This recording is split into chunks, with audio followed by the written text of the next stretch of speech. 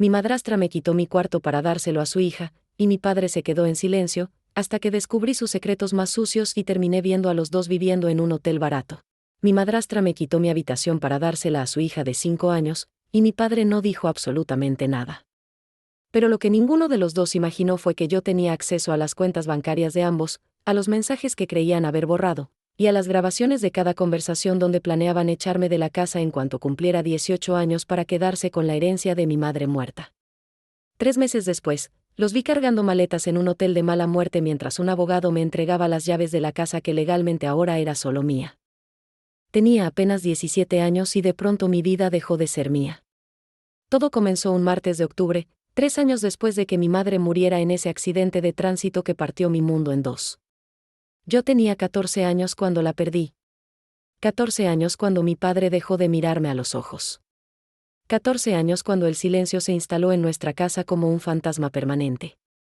Pero había aprendido a vivir con ese dolor.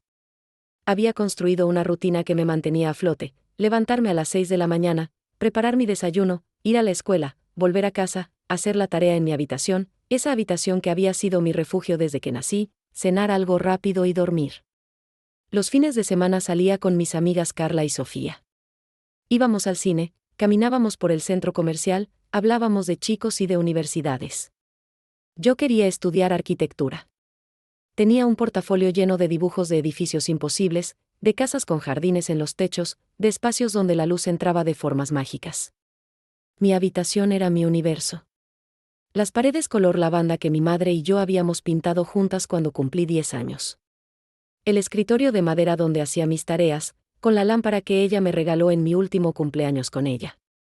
La estantería llena de libros que habíamos coleccionado en nuestras tardes de librería.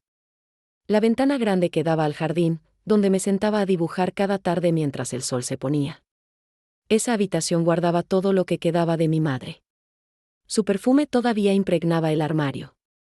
Sus notas escritas a mano seguían pegadas en mi espejo: eres capaz de todo, mi amor, nunca dejes que nadie apague tu luz. Cada objeto era un pedazo de ella que yo me negaba a soltar. Y entonces llegó Valeria. Mi padre la conoció en el trabajo, apenas un año después de que mamá muriera. Al principio era solo una compañera. Luego fue una amiga que me está ayudando a superar el duelo. 6 meses después, ya vivía con nosotros. Y traía a su hija, Camila, una niña de 5 años que lloraba por todo y exigía atención constante. Valeria tenía 35 años, 10 años menos que mi padre. Era bonita, eso no podía negarlo. Cabello negro largo, ojos verdes, sonrisa perfecta. Pero había algo en su mirada que me ponía la piel de gallina. Una frialdad que aparecía cuando mi padre no estaba mirando. Una forma de observarme como si yo fuera un mueble viejo que había que reemplazar. Antes de continuar con esta historia, necesito hacerte una alerta importante. Muchos suscriptores han reportado que YouTube les removió las suscripciones sin aviso. Dale una revisada rápida al botón de abajo para garantizar que aún estás suscrito al canal. No quiero que pierdas ningún contenido exclusivo que viene por ahí. Y ya que estás aquí, dale ese like que nos ayuda mucho con el algoritmo. Ah, y cuéntame en los comentarios, ¿de qué ciudad estás viendo? Es muy importante saber sobre cada persona que hace parte de esta comunidad. Tu participación hace toda la diferencia, vamos a interactuar. Los primeros meses fueron tolerables. Valeria cocinaba, limpiaba, se mostraba amable. Mi padre sonreía de nuevo. Yo me decía que debía estar agradecida. Que mamá hubiera querido que papá fuera feliz. Que yo debía ser madura y aceptar la situación. Pero entonces llegó ese martes de octubre. Yo había llegado de la escuela como siempre, a las 3 de la tarde. Subí las escaleras hacia mi habitación, pensando en la tarea de matemáticas que tenía que entregar al día siguiente. Abrí la puerta. Y me quedé paralizada. Mi habitación estaba vacía. No. No vacía. Transformada. Las paredes ya no eran lavanda. Eran rosa chicle. Mi escritorio había desaparecido. En su lugar había una cama pequeña con dosel, llena de muñecas y peluches. Mi estantería de libros ya no estaba. Ahora había un armario blanco con calcomanías de princesas. Mis dibujos, mis libros, mis recuerdos, todo había desaparecido. Y en medio de la habitación, sentada en el suelo rodeada de juguetes nuevos, estaba Camila. ¿Qué pasó aquí? Mi voz salió como un susurro quebrado. Camila me miró con esos ojos grandes y dijo, con la inocencia cruel de los niños, esta es mi habitación ahora. Mami dice que es más grande y yo la necesito más que tú. El mundo se inclinó. Sentí que el piso se movía bajo mis pies. Bajé las escaleras corriendo. Encontré a Valeria en la cocina, preparando la cena como si nada. ¿Dónde están mis cosas?, pregunté, y mi voz temblaba. ¿Qué hiciste con mi habitación?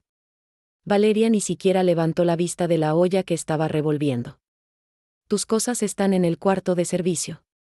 Camila necesita más espacio. Es una niña pequeña, tú ya eres casi adulta. Puedes adaptarte. ¿El cuarto de servicio?, repetí, incrédula. ¿Me mudaste al cuarto donde guardábamos las escobas? Es un cuarto perfectamente funcional. Tiene una cama, un armario pequeño. Es suficiente. Esa era mi habitación. La habitación que compartí con mi madre. ¿No puedes simplemente? Ya lo hice, me interrumpió, y por fin me miró. Sus ojos verdes eran témpanos de hielo.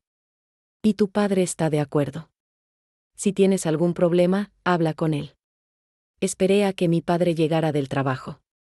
3 horas que pasé sentada en la sala, con el corazón latiendo tan fuerte que podía escucharlo en mis oídos. 3 horas imaginando cómo reaccionaría. Cómo se enojaría con Valeria. Cómo me devolvería a mi habitación. Cómo me diría que lo sentía, que no sabía que ella haría algo así. Cuando por fin llegó, a las 7 de la noche, corrí hacia él. Papá, Valeria movió todas mis cosas. Me quitó mi habitación y se la dio a Camila. Tienes que, y ya lo sé, me interrumpió, quitándose el saco. Valeria me lo comentó esta mañana. Me quedé sin aire. ¿Ya lo sabías? Es una decisión razonable, Daniela. Camila es pequeña, necesita espacio para jugar. Tú solo necesitas un lugar para dormir y estudiar. El cuarto de servicio es adecuado. Pero esa era mi habitación. La habitación de mamá y mía. Todas mis cosas, tus cosas están guardadas.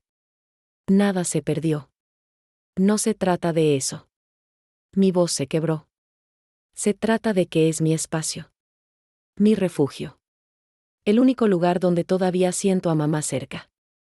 Mi padre me miró entonces. Realmente me miró. Y por un segundo, vi algo en sus ojos. ¿Culpa? ¿Tristeza? Pero desapareció tan rápido como llegó. Tu madre ya no está, Daniela. Y necesitas aceptar que esta es nuestra familia ahora. Valeria y Camila son parte de nuestras vidas. Tienes que aprender a compartir. Compartir. Como si mi habitación fuera un juguete. Como si los recuerdos de mi madre fueran negociables. Esa noche subí al cuarto de servicio por primera vez. Era un espacio de 3 metros por 2.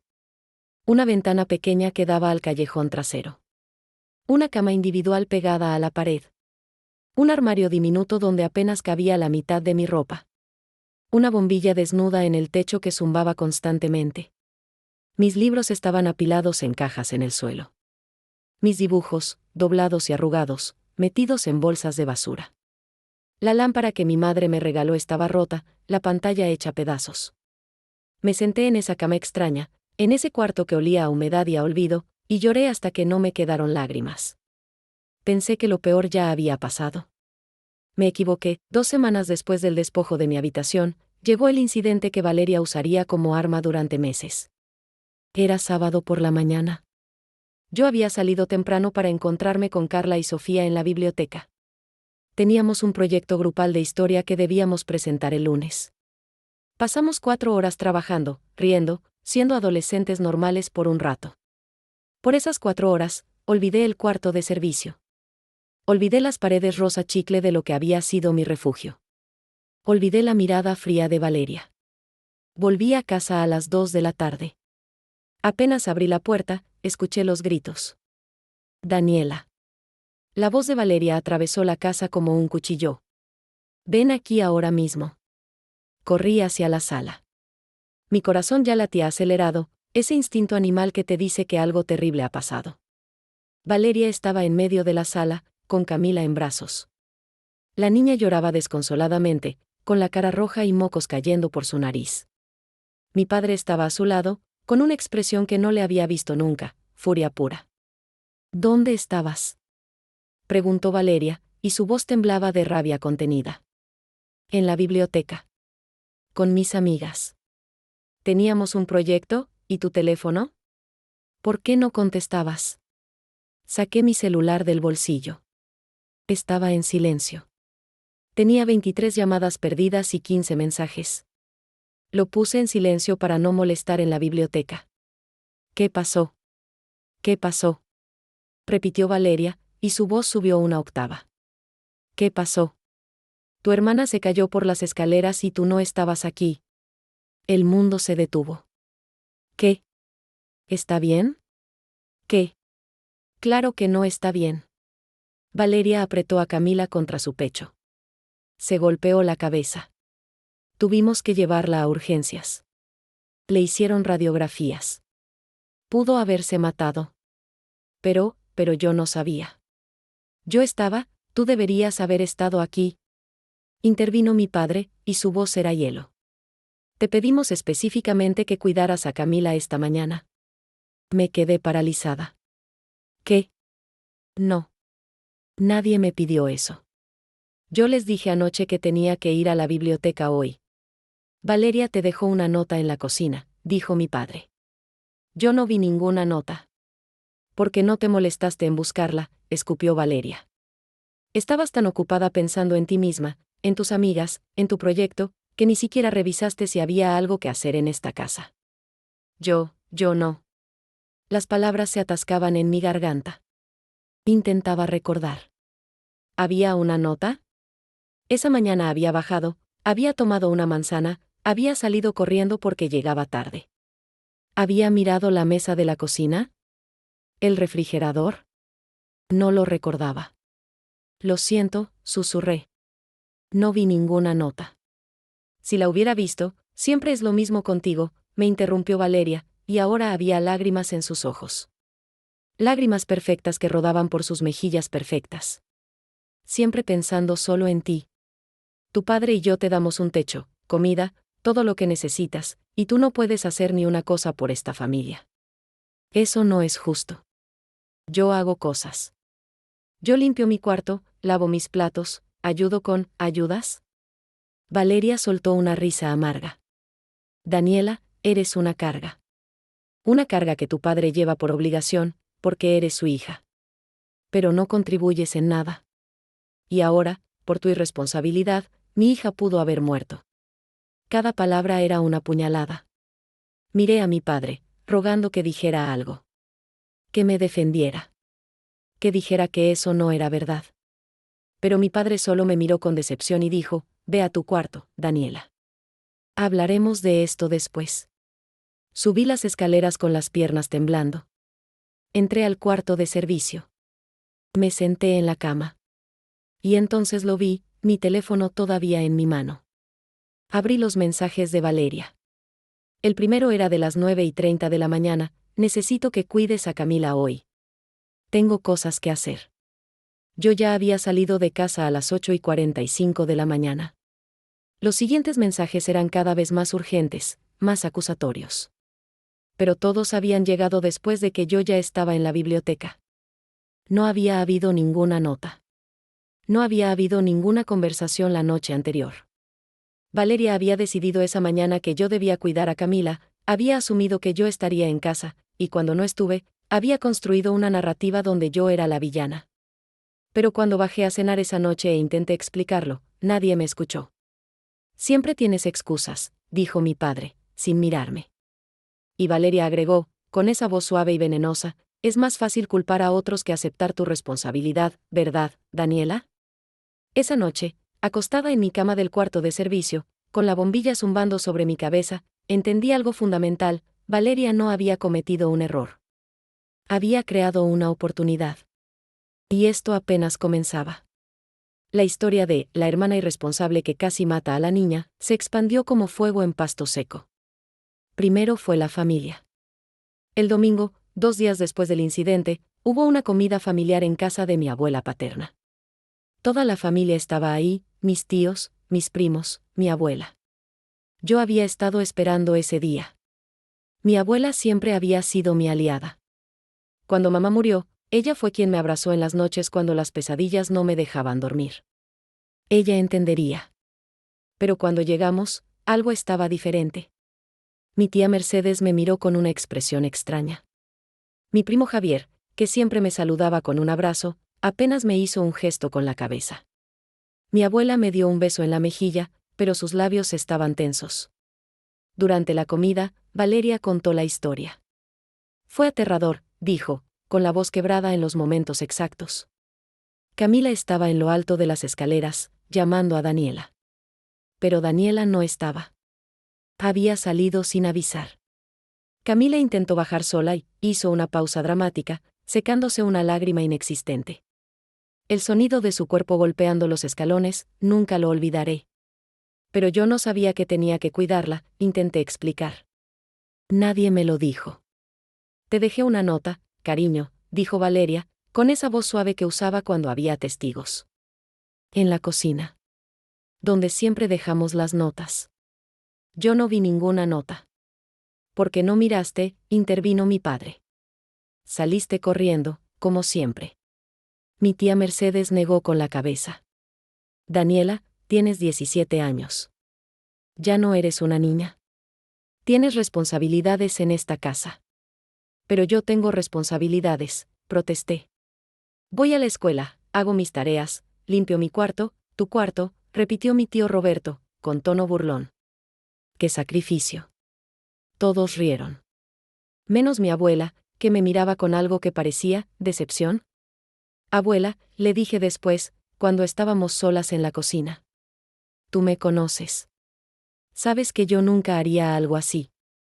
Yo no sabía que tenía que cuidar a Camila. Mi abuela suspiró.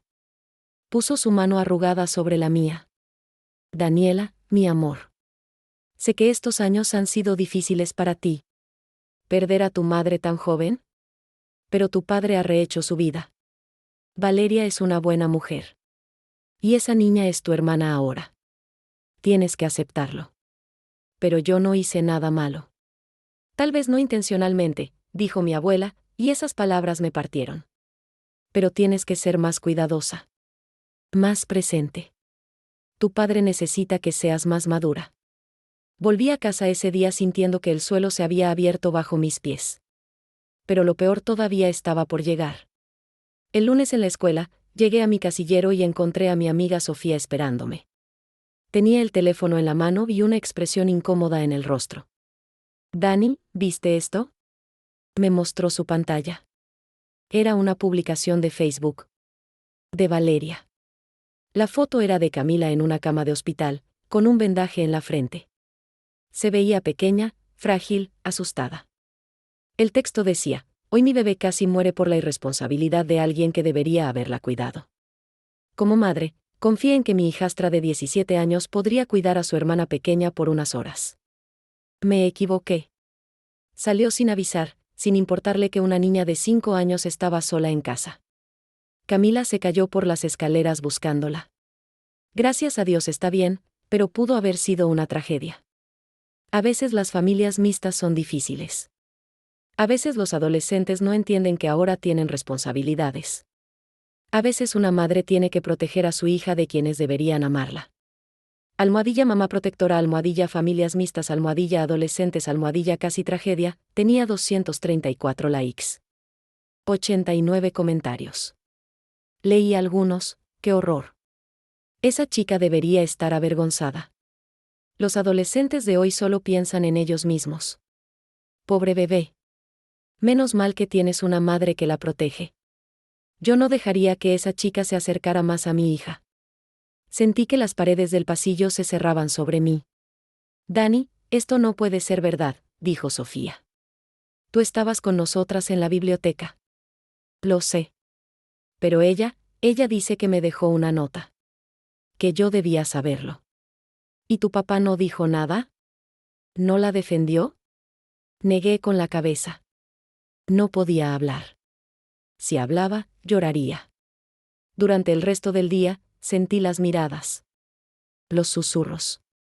Chicas que habían sido mis compañeras durante años ahora me miraban con desprecio. Profesores que me conocían desde primer año ahora me observaban con desconfianza. En la clase de literatura, la profesora Ramírez, que siempre había sido amable conmigo, me llamó aparte después de clase. Daniela, vi la publicación de tu madrastra, dijo, con voz suave pero firme. Sé que las cosas en casa pueden ser complicadas. Si necesitas hablar con alguien, con la orientadora escolar, no hice nada malo, susurré. A veces no se trata de hacer algo malo intencionalmente, dijo, repitiendo las palabras de mi abuela. Se trata de ser más consciente. Más responsable. Todos creían la versión de Valeria. Todos. Esa noche, en mi cuarto de servicio, abrí Facebook en mi teléfono. Quería responder. Quería explicar mi versión. Quería gritar la verdad. Pero, ¿quién me creería? Valeria tenía la foto. Tenía las lágrimas. Tenía la narrativa perfecta de la madre protectora y la hijastra egoísta. Yo solo tenía mi palabra. Y mi palabra ya no valía nada. Cerré el teléfono. Apagué la luz. Y en la oscuridad de ese cuarto que olía a humedad, entendí que esto no era un malentendido. Era una estrategia.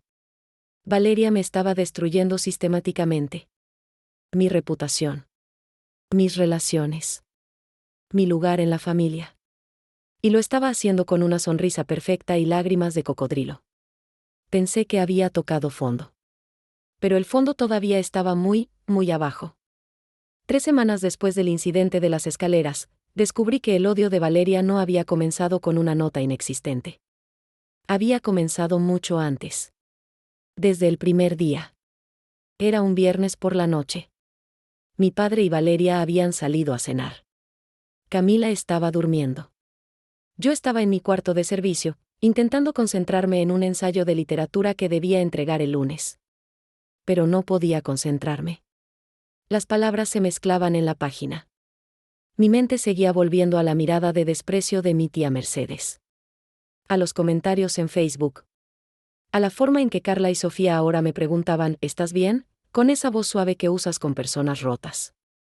Bajé a la cocina a buscar agua. Y entonces escuché el teléfono de Valeria sonando en la sala.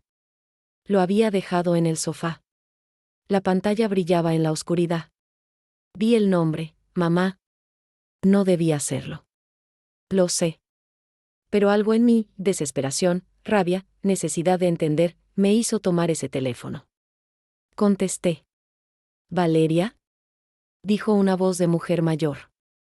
No respondí. Solo escuché. ¿Valeria? ¿Estás ahí? Bueno, te llamo para saber cómo va todo. ¿Ya lograste lo que querías? ¿Ya la sacaste de la casa? Mi corazón se detuvo. Porque te lo dije desde el principio, hija, continuó la voz. Esa niña es un obstáculo. Mientras ella esté ahí, tú nunca vas a tener el control completo. Y lo que es peor, mientras ella esté ahí, la herencia de su madre está protegida. Tu esposo nunca va a poder tocar ese dinero mientras la hija esté viva y sea menor de edad. Herencia. ¿Qué herencia? Pero bueno, suspiró la madre de Valeria. Al menos ya diste el primer paso. Le quitaste su habitación. La aislaste. La hiciste ver mal frente a la familia. Ahora solo falta que tu esposo se canse de ella y la eche. O mejor aún, que ella se vaya sola. Que se harte y se largue. Así ustedes pueden vender esa casa, cobrar el seguro de vida de la difunta, y empezar de nuevo. Sin la mocosa estorbando. Mis manos temblaban tanto que casi dejó caer el teléfono. Igual, continuó la mujer, no entiendo por qué tu esposo no la ha echado ya. Si esa niña no hubiera nacido, él sería libre. Tendría todo el dinero de su esposa muerta. Podría vivir bien. Pero no, tuvo que tener una hija, y ahora está atado a ella hasta que cumpla 18. ¡Qué desperdicio! La llamada se cortó. Me quedé ahí, en medio de la sala oscura, con el teléfono de Valeria en mis manos temblorosas. Y entonces todo cobró sentido. Mi madre había muerto dejando una herencia. Una casa. Un seguro de vida. Cuentas bancarias. Yo lo sabía vagamente, pero nunca había preguntado detalles. Era menor de edad. Asumí que mi padre manejaba todo. Pero ahora entendía, mi madre había protegido esa herencia. La había puesto a mi nombre. Y mi padre no podía tocarla hasta que yo cumpliera 18 años. O hasta que yo ya no estuviera. Valeria no me odiaba porque yo fuera difícil. No me odiaba porque fuera una adolescente problemática. Me odiaba porque yo era un obstáculo entre ella y el dinero de mi madre muerta. Subí las escaleras como sonámbula. Entré a mi cuarto de servicio. Cerré la puerta. Y entonces los recuerdos llegaron como una avalancha. Tenía 8 años. Mi madre y yo estábamos en su habitación. Ella estaba guardando papeles en una caja fuerte que tenía en el armario. Mami, ¿qué es eso? Pregunté. Son documentos importantes, mi amor, dijo ella, acariciando mi cabello. Cosas que algún día serán tuyas. ¿Mías? Sí. Esta casa, por ejemplo. Está a mi nombre. Y cuando yo ya no esté, será tuya. Tu papá puede vivir aquí, por supuesto, pero la casa es tuya. Siempre será tuya. ¿Por qué me dices eso? Pregunté, asustada. ¿Vas a irte? No, mi amor, rió ella, abrazándome. No me voy a ningún lado. Pero es importante que sepas que siempre estarás protegida. Pase lo que pase. Pase lo que pase. Mi madre había sabido algo. Había intuido algo. Y me había protegido. Pero ahora Valeria estaba deshaciendo esa protección. Paso a paso. Humillación a humillación. Me quitó mi habitación para despojarme de mi espacio seguro. Inventó el incidente de las escaleras para hacerme ver como una persona peligrosa, irresponsable. Me difamó públicamente para aislarme, para que nadie me creyera si yo hablaba. Todo era parte de un plan. Un plan para hacerme tan miserable que yo misma me fuera. O para convencer a mi padre de que yo era una carga de la que debía deshacerse. Esa noche, acostada en la oscuridad, sentí algo que no había sentido en meses. No era tristeza. No era miedo. Era rabia. Rabia pura, ardiente, cristalina. Valeria había subestimado algo fundamental: yo era hija de mi madre. Y mi madre no había criado a una víctima. Había criado a una luchadora. Me juré a mí misma, en ese cuarto de servicio que olía a humedad y a olvido, que Valeria no ganaría. Que yo descubriría cada mentira. Cada manipulación. Cada secreto sucio. Y que cuando tuviera suficientes pruebas, el mundo entero sabría quién era realmente Valeria. Pero primero, tenía que sobrevivir. Y sobrevivir significaba soportar lo que venía. Porque lo peor todavía no había llegado. Los siguientes 2 meses fueron una masterclass en tortura psicológica. Escena 1. La cena familiar era el cumpleaños número 45 de mi padre. Valeria organizó una cena en casa. Invitó a toda la familia, mis tíos, mis primos, mi abuela, incluso algunos compañeros de trabajo de mi padre. Yo había pasado toda la tarde ayudando a preparar. Había limpiado la casa, había puesto la mesa, había decorado el comedor con globos y guirnaldas. Pensé que tal vez, si me esforzaba, si demostraba que sí contribuía, las cosas mejorarían. Durante la cena, todo parecía normal. Risas. Conversaciones. Mi padre sonriendo, relajado. Y entonces llegó el momento del pastel. Valeria se puso de pie, con una copa de vino en la mano. Quiero hacer un brindis, dijo, con esa sonrisa perfecta. Por mi esposo maravilloso. Por estos 3 años juntos. Por la familia que hemos construido. Todos levantaron sus copas. Y quiero agradecer especialmente a todos los que han estado aquí, apoyándonos en los momentos difíciles, continuó Valeria, y su mirada se posó en mí. Porque criar a una adolescente que no es tu hija biológica, bueno, no es fácil. Especialmente cuando esa adolescente no quiere aceptar que su madre ya no está. Que la vida sigue. Que hay una nueva familia. El silencio cayó sobre la mesa como una losa. Valeria, empezó mi padre, incómodo. No, déjame terminar, dijo ella, y ahora había lágrimas en sus ojos. Daniela, sé que me odias. Sé que nunca voy a reemplazar a tu madre. No quiero reemplazarla. Solo quiero que seamos una familia. Pero tú te niegas. Te encierras en tu cuarto. No hablas con nosotros. Tratas a Camila como si fuera invisible. Y cuando te pedimos ayuda, cuando te pedimos que seas parte de esta familia, actúas como si fuéramos tus enemigos. Eso no es verdad, susurré, pero mi voz se perdió en el silencio. Yo solo quiero paz, continuó Valeria, secándose las lágrimas. Quiero que esta familia funcione. Pero no puedo hacerlo sola. Necesito que tú también pongas de tu parte, Daniela. Mi tía Mercedes asintió. Mi tío Roberto me miró con decepción. Mi abuela suspiró. Y mi padre dijo, Valeria tiene razón, Daniela. Necesitas hacer un esfuerzo.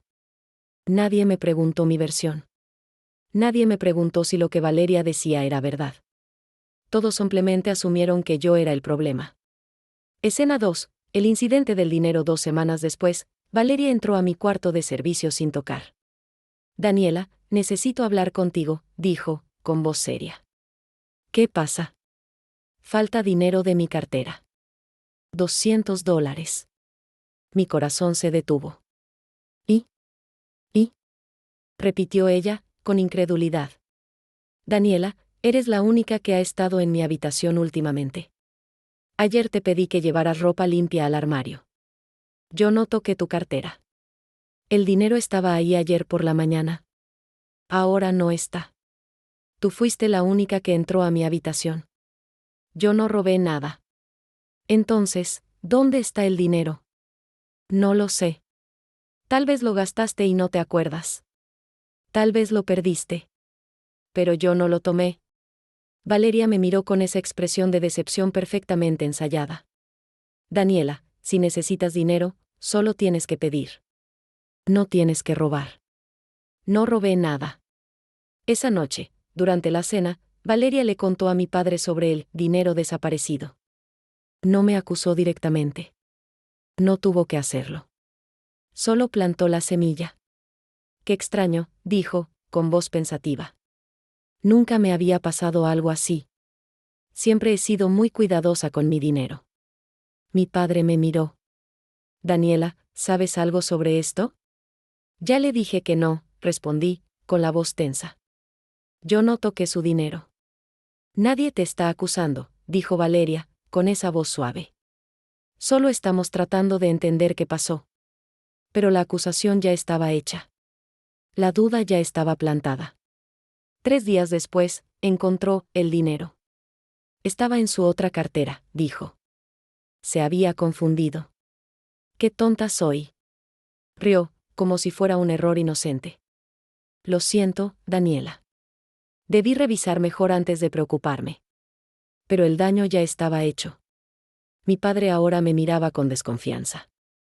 Mi abuela, cuando la visité ese fin de semana, me preguntó si necesitaba algo, con esa voz que usas con gente desesperada. Valeria no había necesitado probar que yo robé. Solo había necesitado hacer que todos lo pensaran. Escena 3. La reunión escolar. En noviembre hubo una reunión de padres en la escuela. Era para discutir el rendimiento académico del semestre. Yo había mantenido mis notas. A pesar de todo, del cuarto de servicio, de las humillaciones, del aislamiento, había mantenido mis calificaciones. Tenía un promedio de 8.7. No era perfecto, pero era bueno. Mi padre no pudo ir a la reunión. Tenía trabajo. Así que fue Valeria. Cuando volví a casa ese día, mi padre me estaba esperando en la sala. Tenía una expresión que no le había visto nunca, decepción profunda. Daniela, hablé con Valeria sobre la reunión escolar. Sí. ¿Qué te dijo? Me dijo que tus profesores están preocupados. Que tu rendimiento ha bajado. Que no prestas atención en clase. Que has estado faltando a tareas. Me quedé sin aire. Eso no es verdad. Tengo 8.7 de promedio. Puedes revisar mi boleta. Valeria me dijo que los profesores comentaron que podrías tener mucho más. Que estás desperdiciando tu potencial. Que pareces distraída. Deprimida. Papá, Eso no es, también me dijo que la orientadora escolar sugirió que tal vez necesitas terapia. Que tal vez no has procesado correctamente la muerte de tu madre. Cada palabra era una puñalada. ¿La orientadora dijo eso? Eso me dijo Valeria. Al día siguiente, fui a hablar con la orientadora escolar, la señora Gutiérrez. Señora Gutiérrez, ¿usted habló con mi madrastra ayer? Sí, brevemente. Vino a la reunión de padres. ¿Y le dijo que yo necesito terapia? La señora Gutiérrez frunció el ceño. No.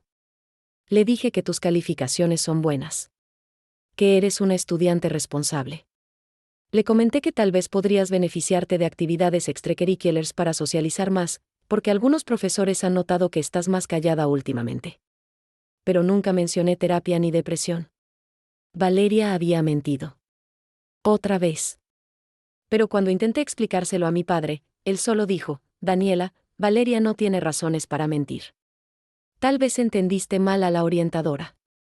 Yo no había entendido mal. Valeria había tergiversado cada palabra. Había tomado una conversación normal y la había convertido en una narrativa de adolescente problemática que necesita ayuda psiquiátrica. Y mi padre le creía a ella. No a mí. Nunca a mí. Escena 4. El cumpleaños olvidado. Mi cumpleaños número 18 era el 3 de diciembre. 18 años. La mayoría de edad. El día en que, legalmente, la herencia de mi madre pasaría completamente a mi control. Esa mañana me desperté con una mezcla de emociones. Tristeza, porque mi madre no estaba ahí para verme convertirme en adulta. Pero también esperanza. Porque ahora era legalmente independiente. Ahora podía tomar decisiones sobre mi vida. Bajé a desayunar. Mi padre ya se había ido al trabajo. Valeria estaba en la cocina, preparando el desayuno de Camila. Buenos días, dije. Buenos días, respondió Valeria, sin mirarme. Esperé. Un feliz cumpleaños. Un reconocimiento. Algo. Nada. Es mi cumpleaños, dije finalmente. Ah, sí. Feliz cumpleaños, dijo Valeria, con el mismo tono que usarías para decir, pásame la sal. Esa noche, mi padre llegó tarde del trabajo. Sin pastel. Sin regalo. Sin feliz cumpleaños. Papá, dije, cuando por fin lo vi. Hoy cumplí 18. Mi padre parpadeó. Como si acabara de recordar. Dios, es verdad. Lo siento, Daniela. El trabajo estuvo muy pesado. Mañana celebramos, ¿sí? Mañana nunca llegó. Pero 2 días después, Valeria organizó una fiesta de cumpleaños. Para Camila. Que cumplía 6 años en enero. Una fiesta con payasos, pastel de 3 pisos, regalos, familia invitada. Y yo, que acababa de cumplir 18, había recibido un feliz cumpleaños, distraído y nada más. El mensaje era claro, yo no importaba. Nunca había importado. Esa noche, en mi cuarto de servicio, tomé una decisión. Ya no iba a esperar que me defendieran. Ya no iba a esperar que me creyeran. Iba a defenderme yo misma. Y para eso, necesitaba pruebas. El día después de mi cumpleaños olvidado, comencé mi investigación. Ahora tenía 18 años. Era legalmente adulta. Y eso significaba que tenía derecho a acceder a información que antes me había estado vedada. Lo primero que hice fue ir al banco donde mi madre había tenido sus cuentas. Buenos días, le dije a la ejecutiva de cuentas. Mi nombre es Daniela Morales. Mi madre era Patricia Morales. Ella falleció hace 3 años. Necesito información sobre las cuentas que están a mi nombre. La mujer revisó su computadora. Frunció el ceño. Señorita Morales, veo aquí que hay una cuenta de ahorro a su nombre, establecida por su madre antes de fallecer. Pero, hizo una pausa. Ha habido movimientos recientes que requieren su autorización. ¿Qué tipo de movimientos? Su padre, como tutor legal, ha estado haciendo retiros. Pequeños al principio, pero en los últimos 6 meses, los montos han aumentado significativamente. Mi corazón comenzó a latir más rápido. ¿Cuánto ha retirado? La mujer me mostró la pantalla. En 3 años, Mi padre había retirado 47,000 pesos dólares de mi cuenta. Casi la mitad del dinero que mi madre había dejado para mí. Pero, ¿puede hacer eso? ¿No necesita mi permiso? Como tutor legal de una menor de edad, tenía autorización para hacer retiros, para el beneficio de la menor. Pero ahora que usted es mayor de edad, esa autorización termina. Necesitará cambiar las firmas autorizadas en la cuenta. Quiero ver todos los movimientos.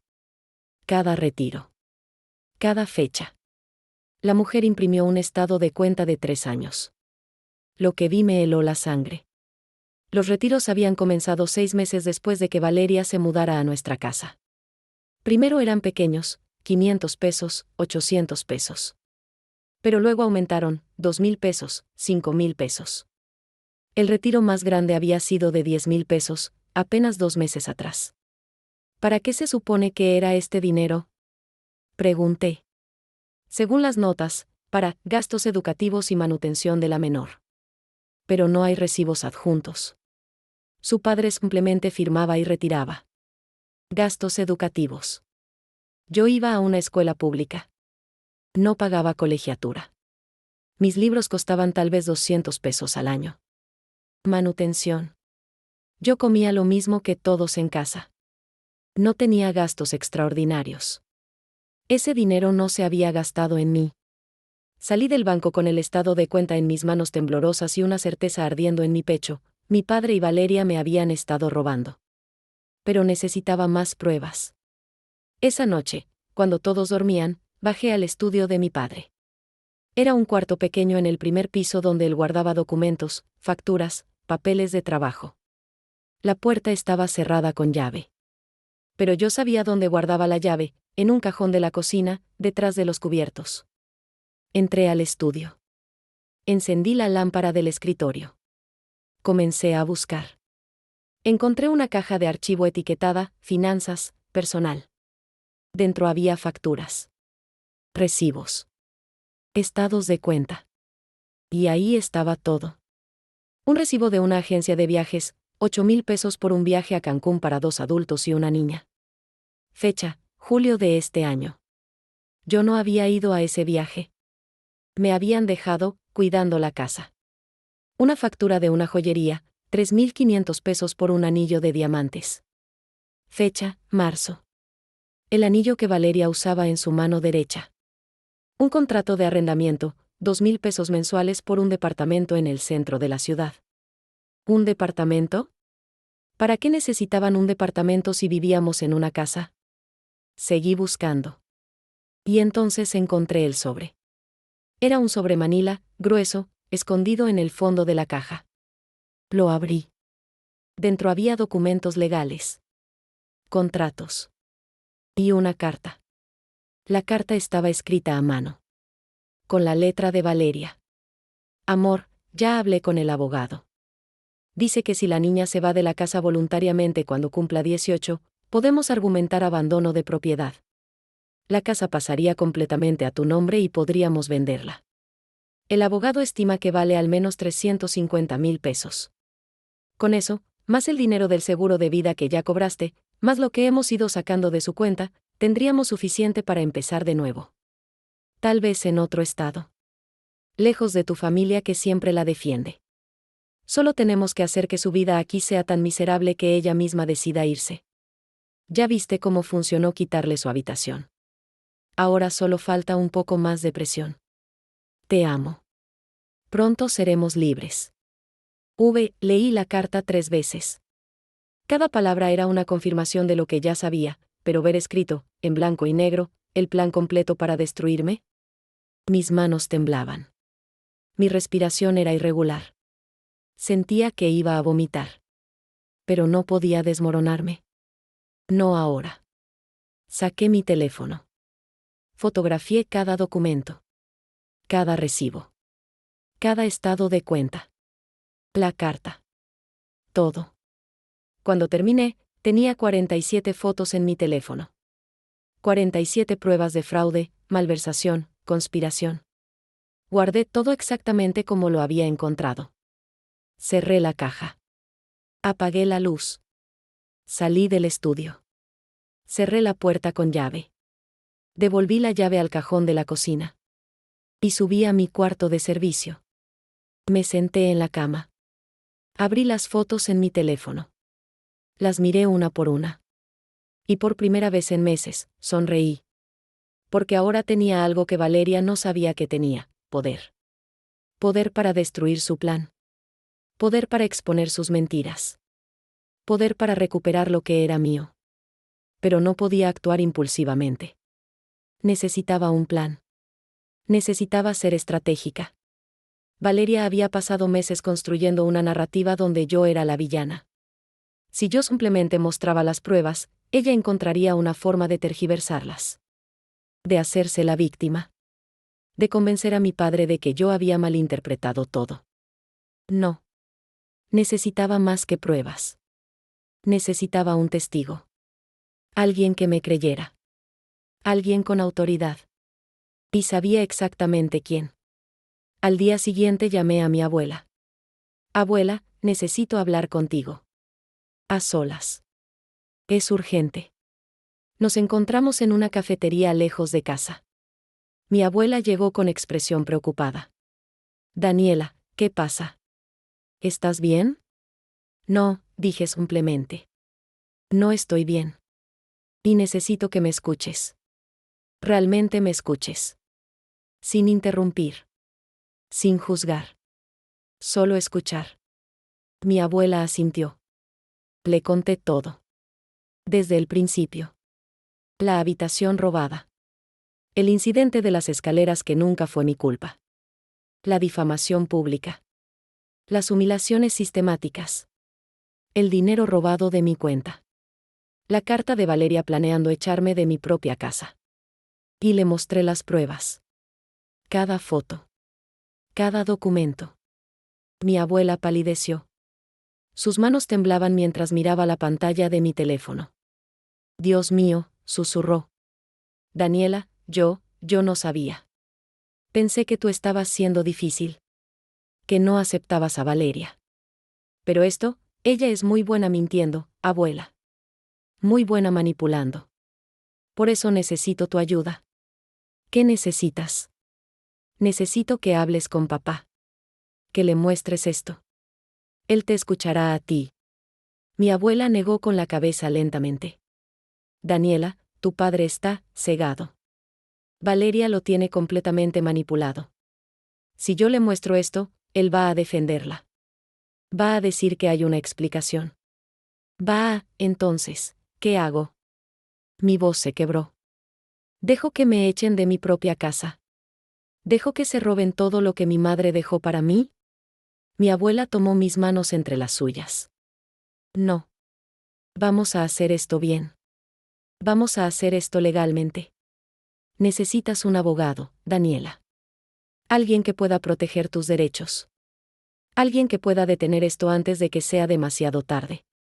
No tengo dinero para un abogado. Yo sí, dijo mi abuela, con firmeza. Tu madre era mi nuera. La quise como a una hija.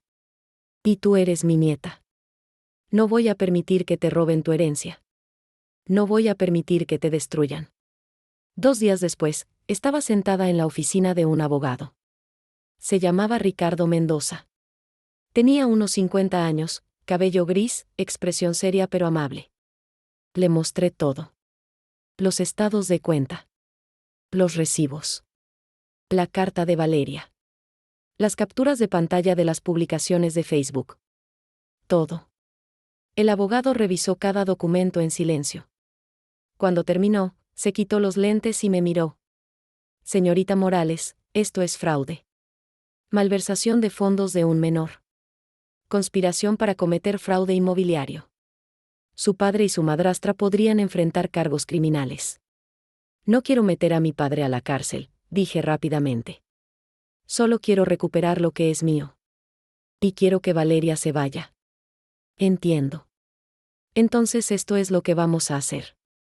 El abogado Mendoza me explicó el plan. Primero, congelaríamos mi cuenta bancaria. Como ahora yo era mayor de edad, tenía derecho a remover a mi padre como firmante autorizado. Eso detendría cualquier retiro adicional. Segundo, Solicitaríamos una auditoría de todos los retiros hechos en los últimos 3 años. El banco tendría que justificar cada transacción. Si no había recibos que probaran que el dinero se gastó en mí, mi padre tendría que devolverlo. Tercero, iniciaríamos un proceso legal para reclamar mi derecho sobre la casa. La casa estaba a nombre de mi madre, y según su testamento, pasaba a mí al cumplir 18 años. Mi padre tenía derecho a vivir ahí, pero no a venderla sin mi consentimiento. Cuarto, y más importante, confrontaríamos a mi padre y a Valeria con las pruebas. No en privado, donde podrían manipular la situación, sino en presencia del abogado, de mi abuela, y con todo documentado. ¿Cuándo? Pregunté. ¿Qué tal este sábado? Sugirió el abogado. Podemos hacerlo en mi oficina. Un ambiente neutral. Yo citaré a su padre y a su madrastra para una reunión sobre asuntos de herencia. No sabrán de qué se trata hasta que lleguen. Asentí. Mi corazón latía tan fuerte que podía escucharlo en mis oídos. Una cosa más, señorita Morales, dijo el abogado. Necesito que entienda que esto va a ser difícil. Su padre va a sentirse traicionado. Su madrastra va a atacar. Va a ser feo. ¿Está preparada? Pensé en mi madre. En sus notas en mi espejo, nunca dejes que nadie apague tu luz. Estoy preparada, dije. Los siguientes días fueron los más difíciles de mi vida. Tenía que actuar normal. Tenía que fingir que no sabía nada. Tenía que soportar las miradas de desprecio de Valeria, los silencios de mi padre, la indiferencia de ambos. Pero ahora era diferente. Porque yo sabía algo que ellos no sabían, el tiempo se les estaba acabando. El viernes por la noche, Valeria entró a mi cuarto de servicio sin tocar, como siempre. Daniela, mañana tu padre y yo tenemos una reunión con un abogado. Sobre la herencia de tu madre. Asuntos legales aburridos. Estaremos fuera toda la mañana. Necesito que cuides a Camila. Casi me río. Casi. Porque Valeria no sabía que yo también estaría en esa reunión. Que yo había organizado esa reunión. Que mañana, su mundo perfecto se derrumbaría. Claro, dije, con voz neutra. Sin problema. Valeria me miró con sospecha. Como si intuyera algo. Pero luego se encogió de hombros y se fue. Esa noche no pude dormir. Repasé el plan una y otra vez en mi mente. Las pruebas. Los documentos. Lo que diría. Cómo reaccionarían. Tenía miedo. No voy a mentir. Tenía miedo de la confrontación. Tenía miedo de ver la cara de mi padre cuando supiera que yo lo había investigado. Tenía miedo de la rabia de Valeria. Pero más que miedo, tenía determinación. Porque esto no era solo por mí. Era por mi madre. Por su memoria. Por todo lo que ella había trabajado para protegerme. Y yo no iba a defraudarla. El sábado amaneció frío y gris. Me vestí con cuidado, pantalones negros, blusa blanca, el collar que mi madre me había regalado en mi cumpleaños número 13. A las 9:30 de la mañana, mi abuela me recogió en la esquina de mi casa. ¿Lista?, preguntó. Lista, respondí. Y nos dirigimos a la oficina del abogado Mendoza. Era hora de que la verdad saliera a la luz. La oficina del abogado Mendoza estaba en el piso 12 de un edificio en el centro de la ciudad. Una sala de conferencias con una mesa larga de madera, sillas de cuero, ventanas grandes que daban a la ciudad. Llegué a las 10 de la mañana. Mi abuela y el abogado ya estaban ahí. Su padre y su madrastra llegarán en 15 minutos, dijo el abogado. ¿Está lista?, asentí. Mis manos temblaban, así que las escondí bajo la mesa. A las 10:15 de la mañana, la puerta se abrió. Mi padre entró primero. Llevaba traje, como siempre que tenía reuniones importantes. Valeria venía detrás, con un vestido azul elegante, tacones, maquillaje perfecto. Cuando me vieron, se detuvieron en seco. ¿Daniela?, dijo mi padre, confundido. ¿Qué haces aquí? Siéntense, por favor, dijo el abogado Mendoza, con voz firme pero cortés. Tenemos mucho de qué hablar. ¿Qué es esto?, preguntó Valeria, mirando a mi abuela con desconfianza. ¿Algún tipo de intervención? Es una reunión legal, respondió el abogado. Sobre la herencia de Patricia Morales y el manejo de los fondos de su hija menor de edad, Daniela Morales, quien ahora es mayor de edad y tiene derecho a revisar todas las transacciones hechas en su nombre. El color desapareció del rostro de mi padre. Yo puedo explicar eso, empezó. Por favor, siéntense, repitió el abogado. Se sentaron. Mi padre en un lado de la mesa. Valeria a su lado. Yo en el otro lado, con mi abuela y el abogado flanqueándome. El abogado Mendoza abrió una carpeta. Sacó documentos. Los puso sobre la mesa. Señor Morales, en los últimos 3 años, usted ha retirado un total de 47,000 pesos de la cuenta de ahorro de su hija. Según los registros del banco, estos retiros fueron justificados como gastos educativos y manutención. Sin embargo, no hay recibos que respalden estos gastos. ¿Puede explicar en qué se gastó este dinero? Mi padre abrió la boca. La cerró. Miró a Valeria. Se gastó en la casa. En comida. En servicios. En mantener a Daniela. $47,000 en 3 años? Preguntó el abogado, con tono escéptico. Eso es más de 1,300 pesos mensuales. Solo en manutención de una adolescente que va a escuela pública, que no tiene gastos médicos extraordinarios, que no viaja, que no tiene actividades extracurriculares costosas. ¿Le parece razonable? Mantener una casa es caro, intervino Valeria, con voz tensa. No es solo comida. Es electricidad, agua, gas, reparaciones. La casa está a nombre de Patricia Morales, dijo el abogado, sacando otro documento. Según su testamento, la propiedad pasa a Daniela al cumplir 18 años. Usted, señor Morales, tiene derecho a vivir ahí como usufructuario, pero no es el dueño. Los gastos de mantenimiento de la casa son su responsabilidad, no de su hija. No puede usar el dinero de ella para pagar servicios de una propiedad que no es suya.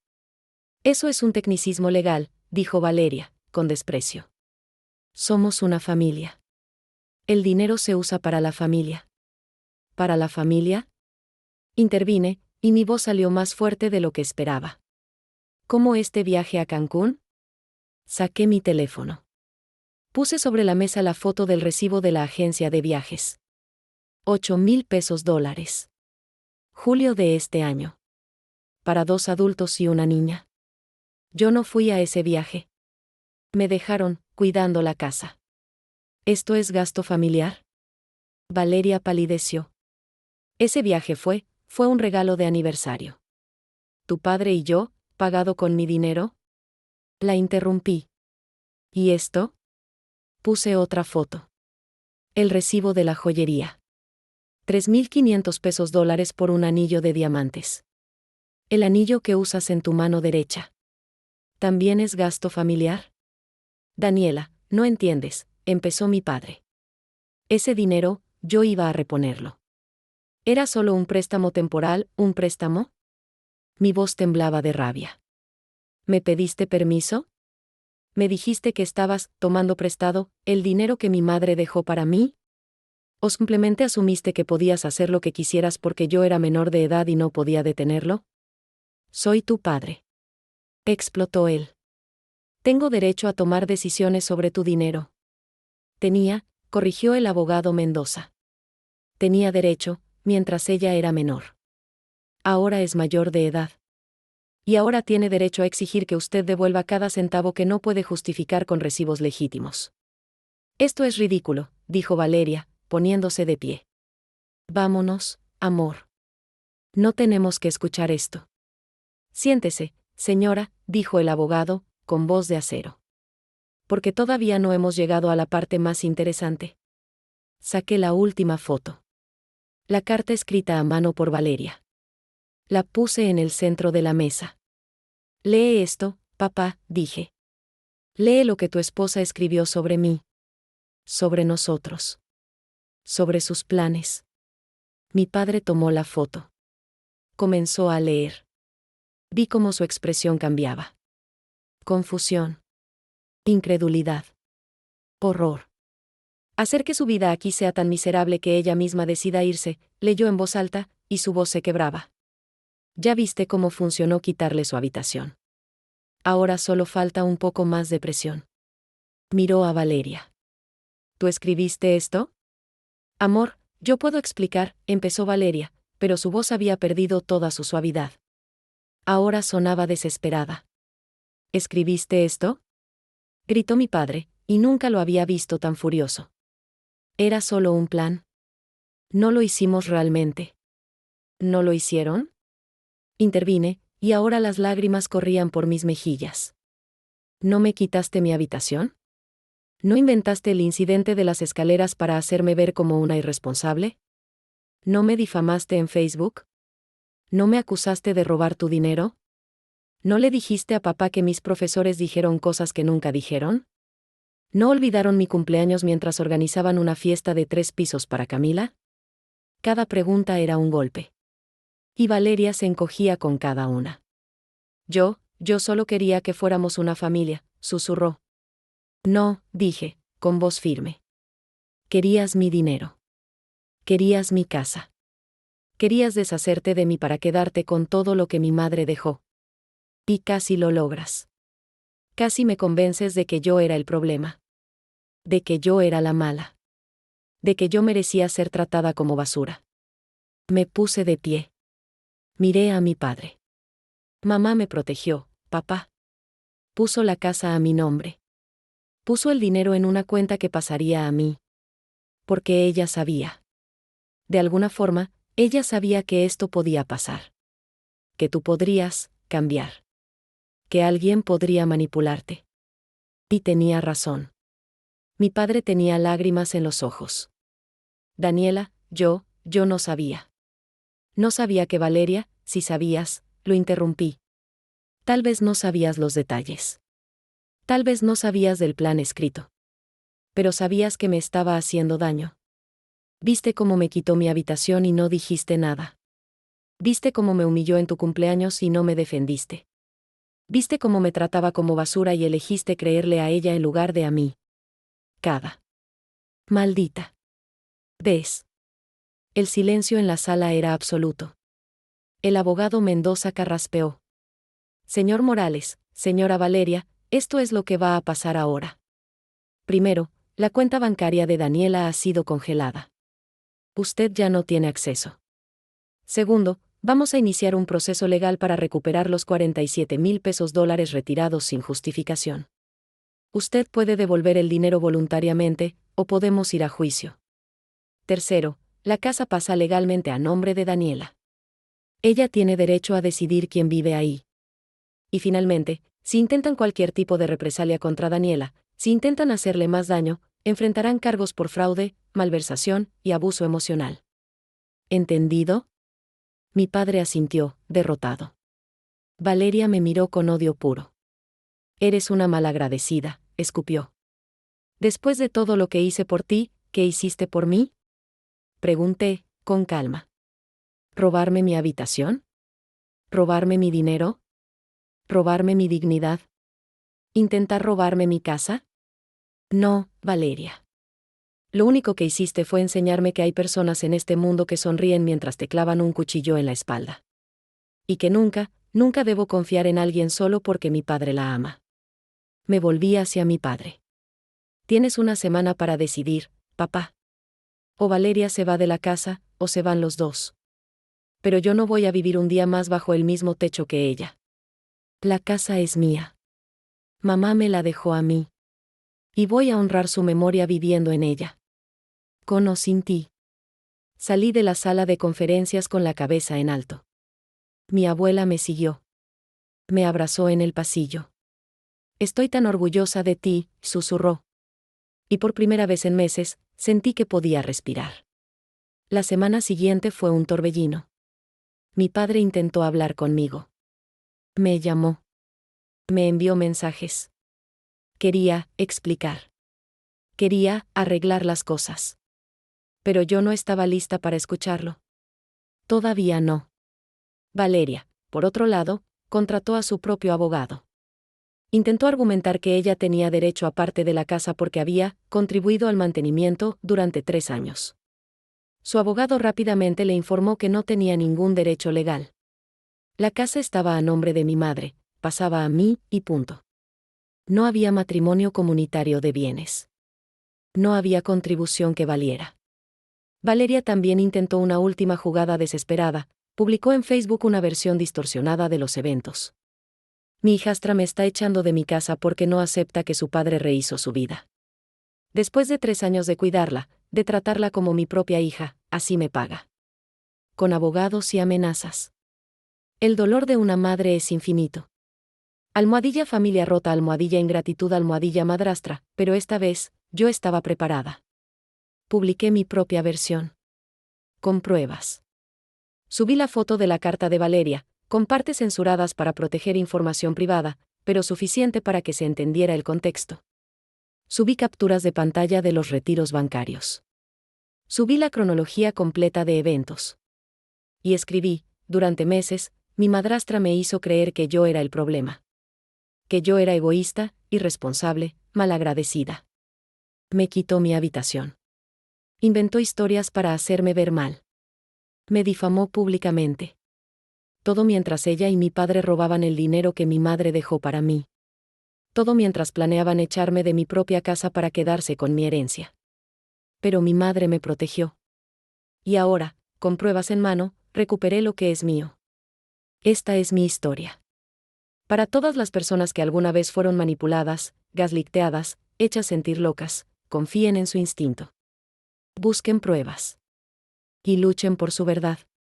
Almohadilla mi verdad, almohadilla gaslighting, almohadilla abuso emocional, almohadilla justicia, la publicación se volvió viral en mi círculo. Cientos de comentarios. Personas compartiendo sus propias historias de abuso familiar. Personas validando mi experiencia. Y lo más importante, personas que habían creído la versión de Valeria ahora veían la verdad.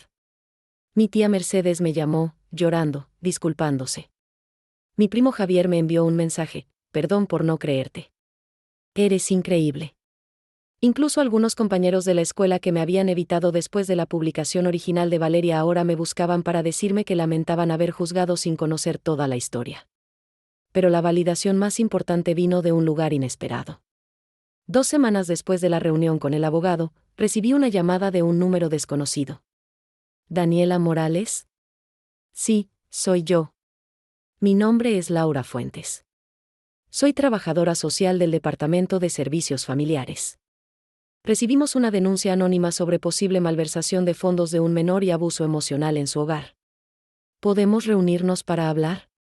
Resultó que alguien, nunca supe quién, había reportado la situación a las autoridades después de ver mi publicación en Facebook. Me reuní con Laura Fuentes en una oficina gubernamental. Le mostré todo. Las pruebas. Los documentos. La cronología. Ella escuchó. Tomó notas. Y al final dijo, señorita Morales, lo que usted vivió es abuso emocional sistemático. Y la malversación de sus fondos es un delito. Vamos a abrir una investigación formal. No quiero que mi padre vaya a la cárcel, dije rápidamente. Entiendo. Pero necesitamos asegurarnos de que esto no vuelva a pasar. Y necesitamos que él enfrente consecuencias por sus acciones. La investigación duró 1 mes. Durante ese tiempo, mi padre y Valeria se mudaron a un hotel. Yo me quedé en la casa con mi abuela, que se mudó temporalmente para acompañarme. El Departamento de Servicios Familiares entrevistó a mi padre. A Valeria. A mi abuela. A mis tíos. A mis profesores. Y al final, emitieron un informe. El informe confirmaba, malversación de fondos. Mi padre había usado 47,000 pesos de mi cuenta para gastos personales no relacionados con mi manutención. Abuso emocional. Valeria había ejercido un patrón sistemático de manipulación, gaslighting y aislamiento social contra mí. Negligencia parental. Mi padre había fallado en protegerme del abuso de su esposa. Las consecuencias fueron, mi padre debía devolver los 47,000 pesos en un plazo de 12 meses, con intereses. Valeria tenía prohibido acercarse a mí o contactarme de cualquier forma. Mi padre podía seguir viviendo en la casa solo si yo lo permitía, y bajo supervisión de servicios familiares durante 6 meses. Ambos debían asistir a terapia obligatoria. Cuando el informe fue emitido, mi padre vino a la casa. Tocó la puerta. Yo abrí. Se veía roto. Ojeras profundas. Barba sin afeitar. Ropa arrugada. Daniela, dijo, y su voz se quebró. Lo siento. Lo siento tanto. ¿Dónde está Valeria? Pregunté. Se fue. Volvió con su madre. Iniciamos el proceso de divorcio.